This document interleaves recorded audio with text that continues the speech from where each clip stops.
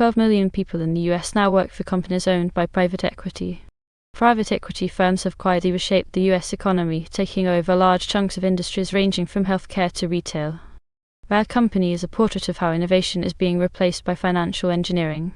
The characters Greenwald selected don't just sit back and watch as private equity devastates their communities.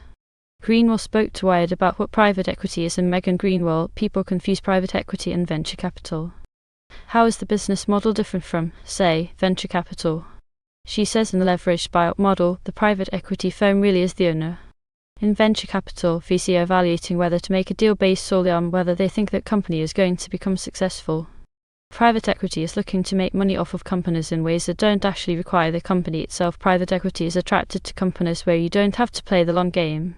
They are also able to pull off all these tricks, like selling off the company's real estate and then charging the company rent on the same land. Private equity started smaller in the 1960s with what were then called bootstrap deals, essentially acquisitions of small, family-run companies.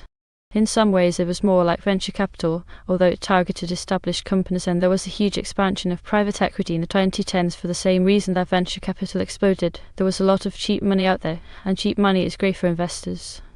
We've seen private equity explore. The 4 characters in my book are all trying to do something about this in very different ways. One example that I'll talk about from the book is from the Toys R Us section.